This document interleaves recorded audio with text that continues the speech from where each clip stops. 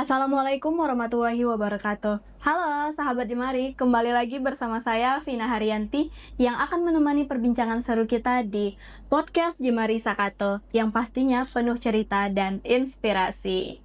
Hari ini kita bakal ngobrolin sesuatu yang penting banget dan seru pastinya.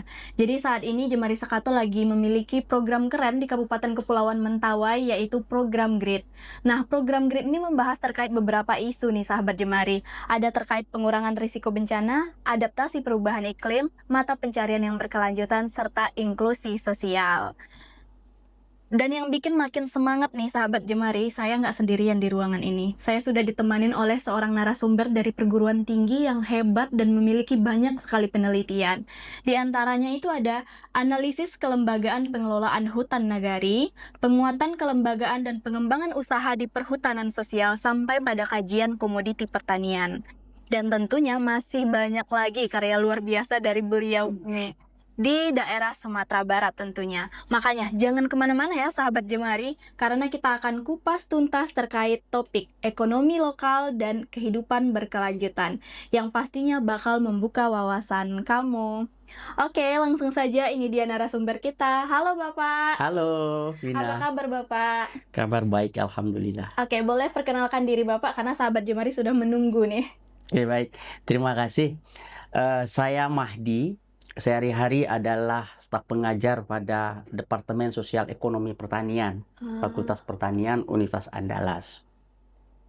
Selain itu juga saya dipercaya sebagai Ketua Program Studi Pasca Sarjana Pengelolaan Sumber Daya Alam.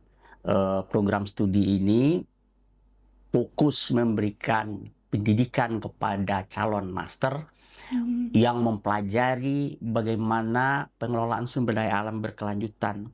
Ini sangat berkaitan sekali dengan penghidupan masyarakat.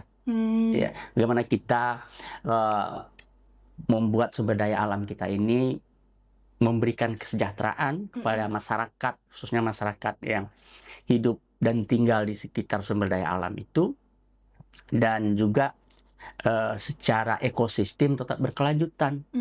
Ya. Oke, sesuai Nah, Pak dengan topik kita hari ini. Iya. Dan saat ini juga saya dipercaya sebagai Ketua Pusat Studi Lingkungan Hidup Universitas Andalas. Wow. Jadi pusat studi ini memang kita fokus kepada perlindungan dan pengelolaan lingkungan hidup. Ya, bagaimana kita mengelola lingkungan kita ini sedemikian rupa untuk kesejahteraan masyarakat kita, tetapi tidak merusak. Ya, Iya kan? Jadi kita fokus misalnya kalau ada pencemaran, kita advokasi, kemudian juga mendampingi pemerintah daerah dalam menyusun kebijakan terkait dengan lingkungan hidup, seperti penyusunan rencana perlindungan dan pengelolaan lingkungan hidup, kemudian kajian lingkungan hidup strategis, dan juga menjadi tim teknis analisis mengenai dampak lingkungan pada hampir semua kabupaten dan kota di Sumatera Barat. Iya. Keren sekali. Nah, jadi yang bikin menarik nih Pak. Jadi Vina udah membaca-baca sedikit terkait banyaknya penelitian Bapak. Dan yang Vina tertarik ada salah satu terkait mitigasi adaptasi dampak perubahan iklim pada kesejahteraan masyarakat petani menurut zona agroekologi di Sumatera Barat. Nah, apakah Bapak bisa menceritakan sedikit terkait penelitian ini, Pak? Iya. Begini. Agroekosistem itu dia kait erat dengan kehidupan masyarakat, karena ekosistem yang berbeda itu mendukung sistem pertanian yang berbeda pula. Jadi kalau pertanian di dataran tinggi nggak sama dia di dataran rendah. Masyarakat yang ada di pinggir pantai, ya, sistem pertaniannya akan berbeda dengan masyarakat yang di dataran yang tinggi. Nah, ketika terjadi goncangan, katakanlah bencana misalnya, maka masyarakat yang ada di dataran rendah dengan dataran tinggi itu berbeda, karena berbeda ekosistemnya. Oke ya. Nah, ketika terjadi perubahan iklim, yang kalau kita indikasikan misalnya perubahan curah hujan, ya, lama dan waktu turunnya hujan. kan sekarang semakin unpredictable, nggak bisa kita duga Iya. ya kapan musim hujan, kapan musim kemarau. Nah, bagi masyarakat yang zonanya itu adalah lahan basah, ya kan, sawah misalnya, Iya. ini kan sangat terganggu, ya kan? Nah, bagaimana masyarakat beradaptasi dengan situasi seperti ini? Nah, bagi dataran tinggi yang katakanlah sebagian besar diantaranya itu lahan kering, ya kan? Nah, mungkin perubahan curah hujan ini tidak terlalu terasa karena mereka misalnya tanam karet, ya, kulit manis, kopi dan seterusnya. Tetapi bagi yang menggandalkan usaha taninya itu dari sawah yang tergantung dengan air, hujan, itu sangat terganggu. Nah, maka adaptasi mereka ini macam-macam. Ada yang mereka secara teknologi mencari sumber air lain. Misalnya mereka menggunakan air sumur, mereka pompanisasi. Ada yang mereka robah pola usaha taninya. Ya kan? Ya kan? Ada mereka yang juga menyesuaikan kehidupan mereka beralih dari usaha tani ke non usaha tani. Berbagai macam strategi, ya. Tetapi itu sangat ditentukan oleh akses rumah tangga petani kita ini terhadap kita sebut itu sebagai capital asset. Jadi kalau mereka memiliki sumber daya manusia, kalau keluarga itu ada anak yang pendidikannya bagus, mereka bisa migrasi. Ya kan? Punya akses ke kesempatan kerja yang lain. Tapi bagi yang tidak, mereka punya banyak anak misalnya, tetapi tidak memiliki pendidikan yang bagus. Pada saat yang bersamaan, mereka sangat menggantungkan kehidupannya dari lahan, sementara lahan mereka tidak bisa diusahakan, misalnya karena air nggak tersedia. Nah, ini yang terkadang memaksa mereka mengeksploitasi sumber daya alam. Mereka lari ke tambang yang oleh orang lain itu disebut sebagai ilegal, atau mereka masuk ke hutan mengambil kayu, ya kan? Karena mereka punya tenaga, nggak punya sumber daya yang lain untuk menopang kehidupan. Nah, berbagai macam strategi itu yang kita pelajari di dalam riset itu. Iya. Menarik sekali Bapak. Tadi Bapak udah menjelaskan terkait mitigasi dan adaptasi perubahan iklim sendiri di penelitian Bapak tentunya. Nah, terkait tema kita pada hari ini nih Pak, terkait ekonomi lokal. Menurut Bapak bagaimana sih ekonomi lokal itu Pak? Nah, begini, ekonomi lokal itu ya secara sederhana kita definisikan sebagai kegiatan ekonomi yang berbasis kepada sumber daya yang tersedia secara lokal. Ya kan? Nah, ada yang memandang bahwa ekonomi yang demikian itu disuplai, artinya mereka menghasilkan barang dan jasa secara lokal yang nanti juga dikonsumsi secara lokal. Ya kan? Secara lokal, sehingga tidak banyak terlibat ekonomi pasar. Ya, mungkin istilah lain orang bilang itu subsisten, ya kan?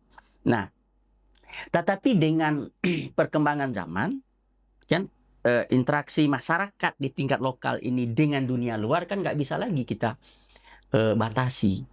Nah, ini yang terkadang ekonomi lokal ini secara perlahan dia berubah, ya kan? Karena interaksi dengan dunia luar.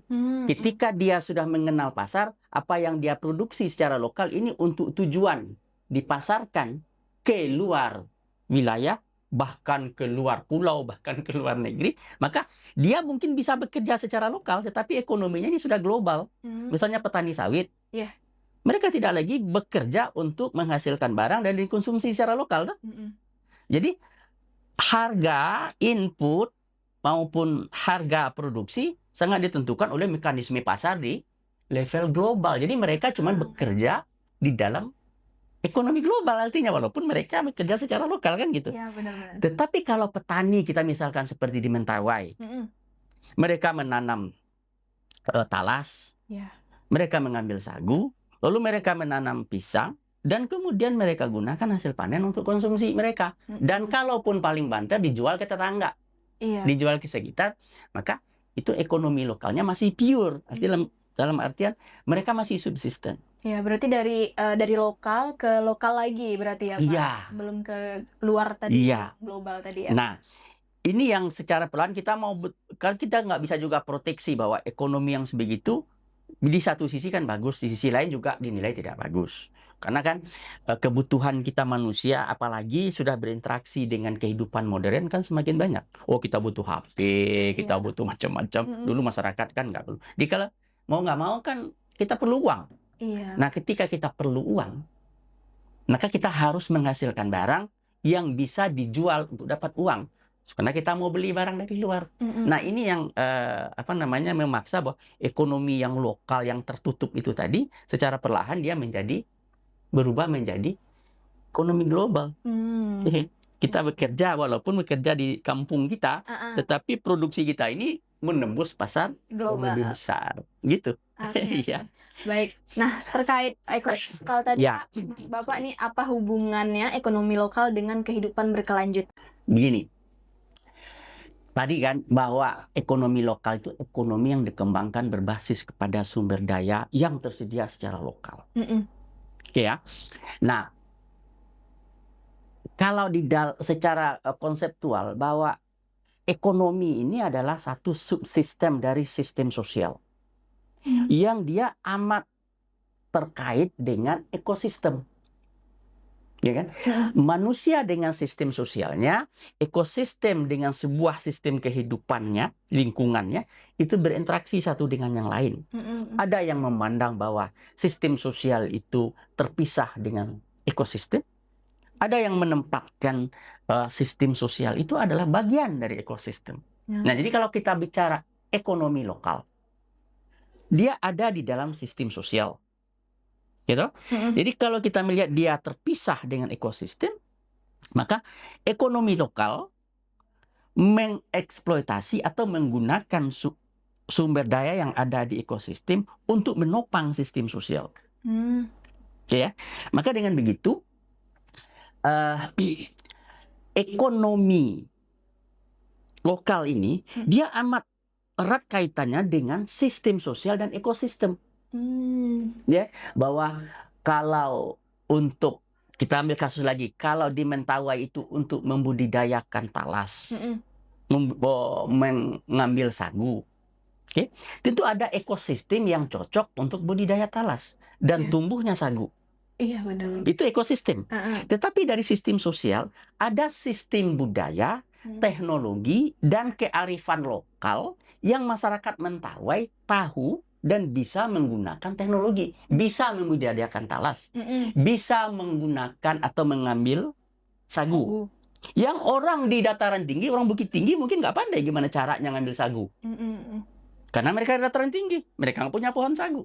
Ekosistemnya tidak menopang untuk itu. Tapi masyarakat Mentawai tahu itu.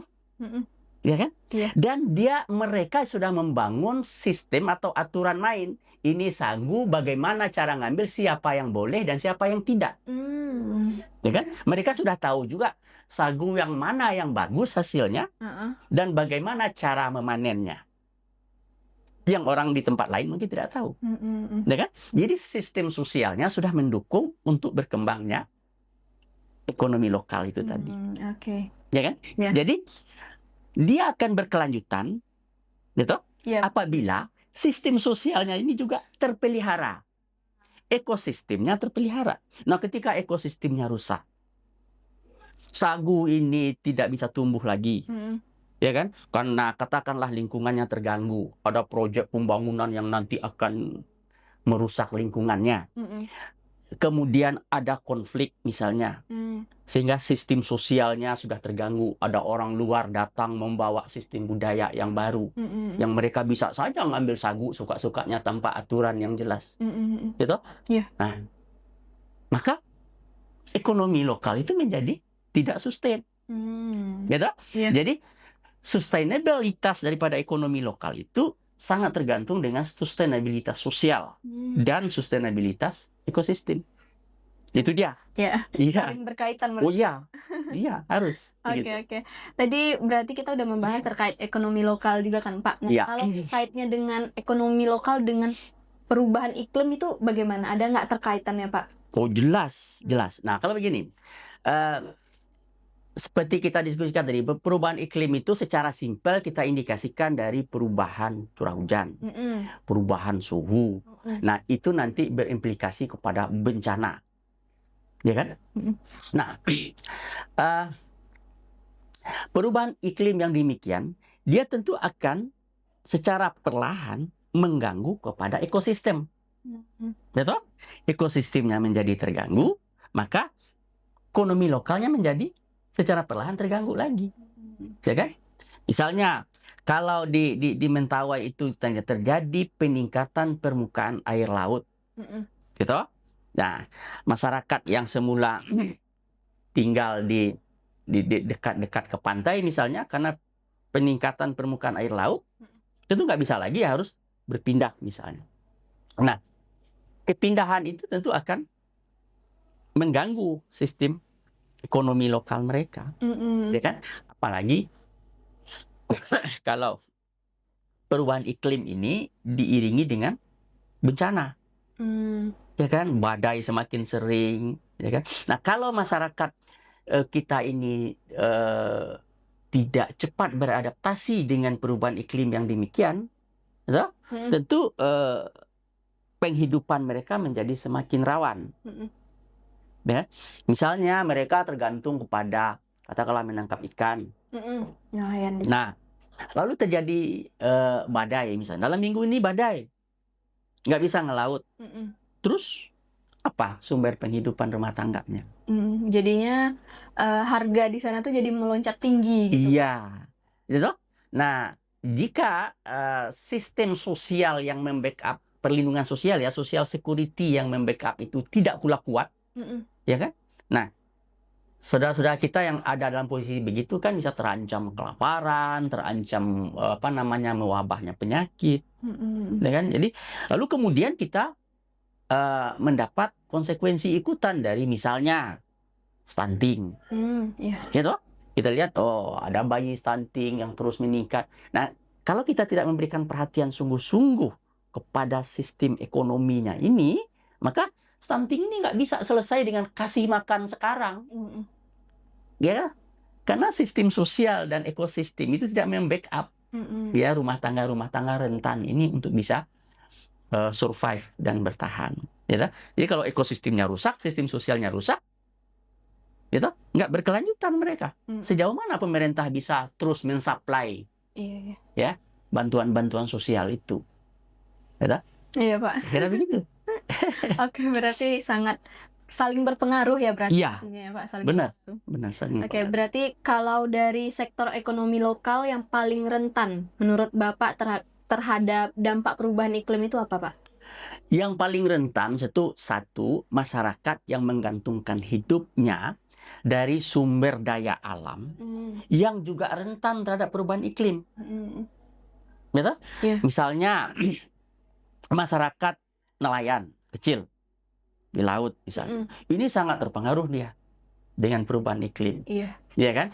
Karena dengan berubahnya iklim, frekuensi dan intensitas badai misalnya semakin meningkat dan semakin tidak pasti. Ya kan? Nah, ini akan membuat ekonomi rumah tangga mereka menjadi rawan pula. Ya kan? Apalagi misalnya masyarakat yang menggantungkan kehidupannya dari mengakses atau memanfaatkan sumber daya alam. Ya, seperti juga mengambil hasil hutan. Gitu? Misalnya kita lihat di pasar, misalnya kita ada aja di pasar itu orang jual, kita nyebutnya apa itu? Pakis. Iya, paku. Cendawan. Betul? Madu. Ya kan? Nah, nggak ada orang membudidayakan pakis itu, cendawan. Mereka, masyarakat itu mengambilnya dari hutan, lingkungan sekitarnya. Nah, ketika terjadi perubahan iklim, gitu, cendawan itu tumbuh pada musim tertentu ketika kelembabannya cukup, gitu. Nah, kalau kelembabannya terganggu, cendawannya nggak ada. Iya. Gitu. Jadi kehidupan mereka akan sangat terganggu. Demikian juga paku tadi, pakis. Gitu. Mereka sangat tergantung dengan itu. Tapi kalau terjadi perubahan iklim, maka populasinya juga akan terganggu. Iya, berkurang ya, Pak. Iya, lebih dari itu lagi bahwa perubahan iklim ini membawa konsekuensi pada kesehatan. Ingat bahwa rumah tangga rentan ini daya tahan atau kerentanan mereka terhadap penyakit itu juga lemah. Nah, sementara mereka tinggal pada lingkungan yang secara kesehatan amat rawan juga. Nah, dengan peningkatan suhu, misalnya kan perubahan iklim ini kan peningkatan suhu. Kawan-kawan yang ahli biologi melaporkan bahwa dengan suhu yang lebih tinggi, nyamuk itu lebih cepat menetasnya. Iya. Ya kan, maka ada potensi ketika suhu meningkat, demam berdarah kan. Yang paling rentan tentulah masyarakat yang tinggal di kawasan yang rentan pula. Nah ini, jadi ketika kesehatannya terganggu, maka jam kerjanya menjadi terganggu. Nah, balik-balik lagi ke ekonomi rumah tangganya menjadi terganggu lagi. Oke. Jadi amat luas dampaknya di perubahan iklim ini terhadap ekonomi lokal. Kalau kondisi geografis sebuah wilayah atau sebuah lingkungan itu bisa menentukan ekonomi lokalnya tadi kan, Pak? Ya. Contohnya Pak, kalau di Mentawai itu merupakan wilayah Sumatera Barat yang terpisah dengan benar. itu kan Pak, dengan provinsi gitu. Dia karena pulau kan Pak. Nah, menurut Bapak ekonomi di sana gimana? Apa yang bisa meningkatkan ekonomi di sana, Pak? Nah, ini kasus yang sangat bagus ya, bahwa kalau kita mendatangkan barang dari daratan ke sana, kosnya mahal. Biaya transportasinya, ya kan? Maka memproduksi dan mengkonsumsi barang secara lokal akan jauh lebih efisien, ya kan? Oleh karena itu, sistem sosialnya yang tadi sama ekosistem lokal harus kita proteksi, gitu. Kita usahakan semaksimal mungkin. Jangan sampai masyarakat di pulau-pulau kecil ini menggantungkan konsumsinya dengan barang-barang yang datang dari luar. Biaya jadi mahal. Dan mereka menjadi semakin rentan. Nah, contoh sederhana saja. Kalau mereka sekarang konsumsinya kita dorong atau kita alihkan untuk konsumsi beras. Padahal ekosistem di Mentawai itu tidak mendukung untuk produksi padi, beras, gitu. Nah, berarti kita harus mendatangkan beras dari sini. Padahal, ekosistem mereka menopang untuk memproduksi pangan seperti kita sebut tadi, ya kan? Ada sagu, ada pisang, ada talas, ya kan? Yang kandungan gizinya nggak kalah dibandingkan dengan beras. Kenapa kita dorong dengan beras? Akibatnya kan kita harus membawa beras dari sini dengan biaya transportasi yang lebih mahal. Sementara tadi ada pengaruh perubahan iklim tadi kan Kak. Kayak misalkan mereka menggantungkan dengan beras, anggaplah dari luar tentunya kan Pak. Ada perubahan iklim, ada perubahan cuaca, ternyata beberapa hari kapal tidak masuk. Badai. Pengaruh kan Badai sehingga beras di sana menjadi semakin mahal. Gitu? Ketika mereka menggantungkan itu pada beras, maka kegiatan ekonomi memproduksi talas, sagu, dan pisang itu menjadi tidak menarik. Sehingga supply-nya berkurang, maka ketika terjadi badai, ada potensi kerawanan pangan di sana. Nah, oleh karena itu, ada baiknya kita dorong, kita fasilitasi semaksimal mungkin supaya produksi lokal dikonsumsi secara lokal, ketimbang kita mengaitkan mereka dengan ekonomi dari luar. Ya kan? Karena biayanya mahal. Benar-benar. Nah, menurut Bapak, apa inovasi atau praktik baik yang dapat dilakukan oleh pelaku usaha dalam mempertahankan ekonomi lokal di sana, Pak? Nah, di Mentawai itu masyarakat di tingkat lokal itu kan masih ada yang mengembangkan kata-kata di budidaya talas, karena talas mereka itu unik. Mereka mengembangkan talas itu di lahan yang rawa. Jadi talas itu spesifik, ya kan? Kemudian pisangnya dan sagunya. Mm-mm. Nah, di sana ada beberapa resort yang mulai berkembang, ya kan? Nah, mengolah talas, pisang dan sagu itu menjadi produk pangan yang berkualitas, Mm-mm. gizinya bagus, rasanya enak, Mm-mm. ya kan? Sehingga ada variasi. Dan ini bisa menjadi pangan yang digemari oleh generasi-generasi kita berikutnya, sehingga bisa mengurangi, Mm-mm. ya kan? Nah, resort-resort itu sudah berupaya untuk mengintroduksi diversifikasi pangan itu tadi. Nah, ini yang semestinya di-backup oleh semua stakeholder yang lain. Nah, Ya ada kan? nih Pak kejadian istimewa menurut kami. Jadi kan Ya. Jemari kan dia berkegiatan di sana mendampingi 4 desa di sana. Ya. Ada Matobe, ada Sipurajaya, Sidomakmur, dan Sioban kan Ya. Pak. Nah, waktu itu kita ada acara kolaborasi dengan perguruan tinggi di Ya. UNP. Jadi kita mengundang peserta-peserta dari Mentawai ke Padang ke UNP gitu Ya. untuk mengadakan workshop kan Ya. Pak. Kemudian kita mintalah para UMKM itu untuk membawa hasil UMKM-nya gitu. Ya, Waktu itu ya. ada keripik talas kan Pak. Ya. Menurut kami kalau orang yang luar ini enak banget Ya. talasnya itu Pak, kayak dia kalau di sana kan keladi Pak, dia Ya. gede-gede biji-bijinya. Ya, Beda benar. banget sama yang kita lihat-lihat di sini gitu. Ya. Nah, waktu itu mereka bawa lah produksi itu, mereka cuma bawa 100, kayak aduh kayaknya nggak habis ini gitu. Ternyata pas di situ tuh langsung habis Pak, diborong langsung karena enak dan Ya. murah menurut kita kan Ya. Pak. 10.000 dia dapat segede ini Ya. gitu Pak. Nah, menurut Bapak tapi yang menjadi kendala mereka itu pemasarannya Pak. Karena kalau udah di sana aja, misalnya mereka mau bawa keluar, ada kendalanya itu di transportasi tadi, biaya untuk pengiriman barangnya melalui kapal itu mahal gitu. Ya. Nah, menurut Bapak bagaimana ya cara kita untuk mendorong ekonomi mereka atau mendorong UMKM tadi, gimana caranya Pak untuk terkait permasalahan tadi gitu Pak? Satu, balik kita yang kayak tadi. Produksi secara lokal dan konsumsi secara lokal. Jadi kalau talas ini mengharapkan untuk dijual ke sini, lagi kendala tadi, transportasi. Iya, benar-benar. Sementara masyarakat di sana konsumsinya beras. Kenapa nggak konsumsi talas? Iya. Ya kan? Sehingga barang yang dihasilkan di sana ada pasarnya secara lokal. Iya ya. Ya. Nah, nanti ketika kita bangun pariwisata, lalu datang wisatawan. Gitu? Ini salah satu pasar. Tetapi ketika wisatawan datang saja, tidak tetap ya. Tidak tetap.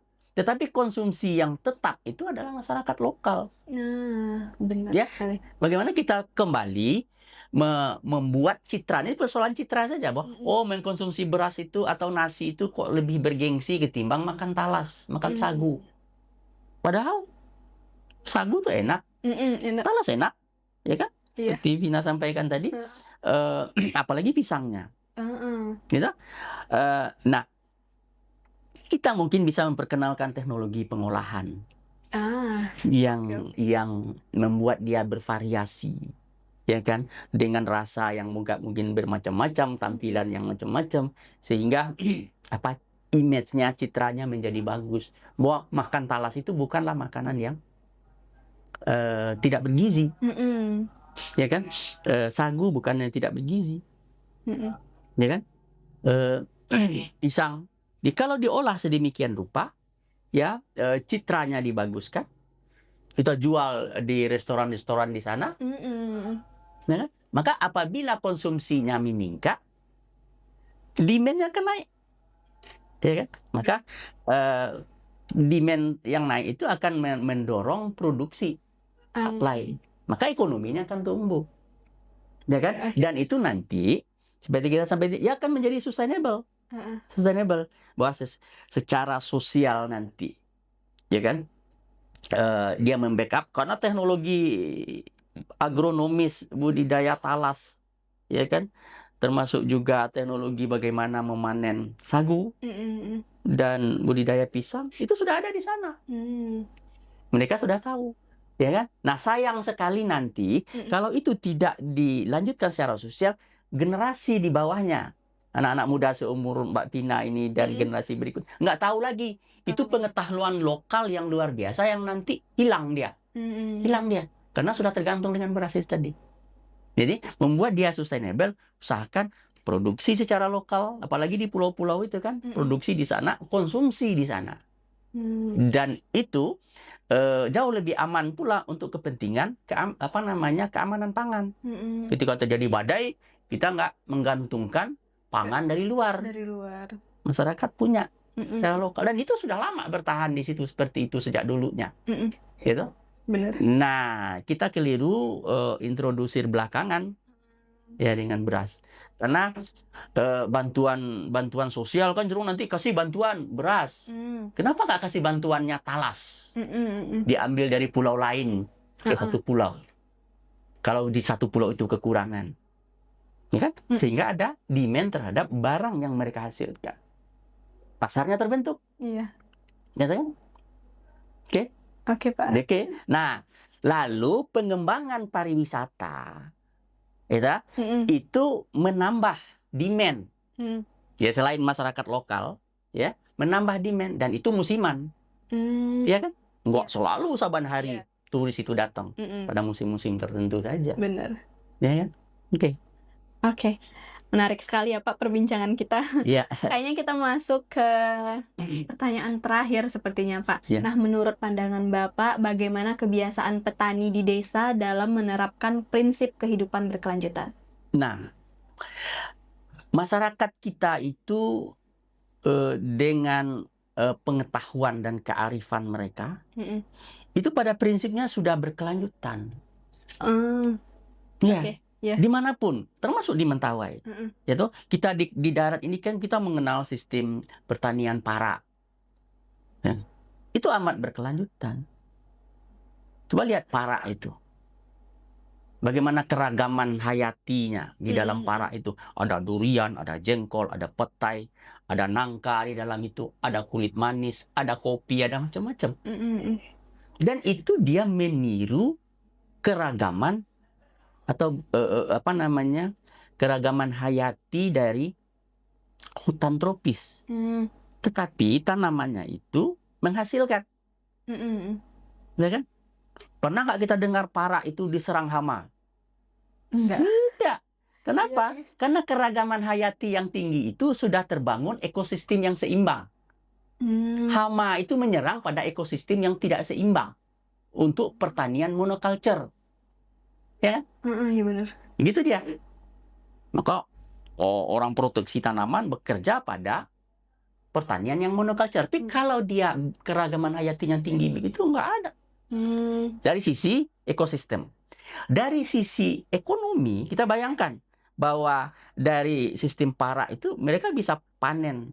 Pada musim itu, pada saat tertentu dia panen kulit manis, musim durian panen lagi, datang jengkol, datang petai, segala macam. Mereka nggak bisa kaya raya dalam artian banyak dapat duit, tetapi dari sisi perlindungan ekonomi rumah tangga terus ada sepanjang musim. Berkelanjutan tadi. Berkelanjutan. Ya, begitu pula di Mentawai. Benar-benar. Di Mentawai. Kalau ini Pak, menarik banget kalau misalkan bagaimana menurut Bapak kolaborasi antara pemerintah, komunitas, perguruan tinggi, serta pelaku usaha untuk memperkuat ketahanan ekonomi lokal terhadap perubahan iklim. Nah, dari sisi perguruan tinggi kita terus lakukan riset dan dampingi, ya kan, supaya ekosistem dan sosial sistemnya terus terpelihara. Dari pemerintah hendaknya ada dukungan regulasi yang kuat, ya kan, agar kerusakan ekosistem itu jangan sampai terjadi, ya kan, jangan sampai terjadi. Saya sangat senang sekali misalnya di Kepulauan Mentawai itu masyarakatnya sangat kuat untuk menjaga ekosistemnya. Ketika ada kebijakan misalnya dari pemerintah mengeluarkan izin untuk buka perkebunan, hutan taman industri, mereka menolak karena memang kehidupan mereka sangat tergantung dari kesehatan ekosistem. Gitu? Ketika datang investasi besar dalam skala yang besar begitu, yang akan merusak ekosistem, penghidupan mereka, sistem sosial mereka akan terganggu. Gitu? Maka pemerintah mesti memberikan perlindungan, bukan justru mendorong kepada kerusakan ekosistem dan sosial sistem mereka. Dari pemerintah. Nah, dari dunia usaha, itu tadi, mari kita kembangkan usaha-usaha yang mendorong peningkatan demand terhadap barang yang dikonsumsi, yang diproduksi masyarakat secara lokal. Seperti tadi, kalau ada usaha kecil yang mengolah pangan lokal, ya toh? Nah, ini yang semestinya pengusaha kita bagaimana membuat demand-nya meningkat. Datangkan turis lebih banyak, misalnya kan, maka demand-nya meningkat. Dengan meningkatnya demand tentu mereka sebagai produsen akan happy dengan itu dan bisa berkelanjutan. Ya, nah kawan-kawan dari LSM tentu bisa langsung mendampingi masyarakat, ya, termasuk memberdayakan. Kalau teknologi pengolahan pangan itu sudah ada, sudah ditemukan. Nah, lo bagaimana mengintrodusir langsung kepada masyarakat itu? Gitu? Nah, dan apalagi ini anak-anak muda, kan trennya begini. Kalau sekarang di media sosial, bagaimana kita membuat bahwa mengkonsumsi talas, sagu, dan pisang itu bukanlah makanan rendahan. Kita bangun image-nya sedemikian rupa, ya kan? Sehingga semua stakeholders bekerja saling backup satu dengan yang lain untuk membuat ekonomi masyarakat di tingkat lokal itu tumbuh dan berkembang serta berkelanjutan. Gitu? Karena ekonomi yang tumbuh secara lokal itu dia secara sosial dia berkeadilan. Karena semua masyarakat itu menikmati manfaatnya secara adil. Mereka menggunakan sumber daya alam itu juga secara adil. Mereka mengembangkan aturan main juga secara lokal. Itu ada, ya, katakanlah dengan sistem ulayat, gitu, siapa yang boleh mengakses, siapa yang tidak boleh. Aturan main itu mereka buat secara lokal dan itu cocok sesuai dengan ekosistem mereka. Ya, nah ini yang mesti kita pertahankan. Ya, walaupun kita tidak bisa mengelak interaksi masyarakat lokal dengan dunia luar itu, tapi interaksi ini hendaknya jangan sampai membuat masyarakat di tingkat lokal itu menjadi semakin rentan. Gitu? Karena konsekuensi ikutannya itu tadi, ketika masyarakat tingkat lokal dihadapkan dengan ekonomi pasar secara mendadak, gitu, mereka nggak siap. Ketika perlu uang misalnya untuk membeli barang yang datang dari luar. Sementara barang yang mereka produksi secara lokal itu nilai pasarnya di luar tidak tinggi misalnya. Mereka tentu kekurangan uang. Maka terjadilah eksploitasi terhadap sumber daya alam secara lokal untuk mengejar ekonomi uang. Untuk mengejar kekurangan tadi. Tadi. Gitu? Dan itu membuat dia tidak berkelanjutan. Gitu? Jadi kita berinteraksi, membawa interaksi masyarakat di tingkat lokal ini dengan dunia luar, tetapi kita dorong juga pada saat yang bersamaan bahwa produksi dan konsumsi secara lokal terkhusus untuk masyarakat di pulau-pulau kecil seperti Mentawai itu adalah hal yang urgen. Yang semua stakeholders, perguruan tinggi, pemerintah, LSM, ya, pengusaha hendaknya fokus dalam memperkuat mereka. Saling mendukung ya, Pak? Iya. Karena semuanya kembali lagi tadi saling berkaitan. Ya. Oke. Wah, sahabat Jemari, nggak terasa obrolan kita bareng Pak Mahdi sudah sampai di penghujung. Banyak banget nih hal yang kita ambil terkait ekonomi lokal dan kehidupan berkelanjutan. Intinya tadi jelas ya, sahabat Jemari, masyarakat sejahtera, lingkungan terjaga, dan masa depan tetap aman untuk generasi berikutnya. Nah, yang terakhir Pak, kita minta closing statement dari Bapak. Oke. Terima kasih Mbak Vina atas undangan kita untuk berdiskusi pada hari ini. Hal yang menarik yang mesti kita lakukan ke depan adalah bagaimana kita mengembangkan ekonomi masyarakat, tapi tetap kita harus memproteksi lingkungan, jangan sampai rusak. Ekosistem ya yang menopang ekonomi masyarakat itu tidak terganggu. Pada sisi berikutnya adalah sistem sosial, ya, sistem budaya, aturan-aturan adat, dan interaksi sosial yang sudah terbangun juga jangan sampai rusak, ya, karena kuatnya sistem sosial dan ekosistem itulah yang akan nanti memperkuat ekonomi masyarakat di tingkat lokal dan itu akan berkelanjutan insya Allah. Terima kasih. Ya Allah ya Pak. Iya. Oke, terima kasih banyak Bapak atas waktu dan ilmunya, sangat bermanfaat banget bagi sahabat Jemari tentunya. Dan terima kasih juga untuk sahabat Jemari yang setia bersama kami dari awal perbincangan sampai akhir. Jangan lupa like, komen, dan ikuti terus podcast Jemari Sakato. Saya Vina Haryanti, pamit undur diri. Sampai jumpa di episode berikutnya. Wassalamualaikum warahmatullahi wabarakatuh. Jemari Sakato for For better better society. society.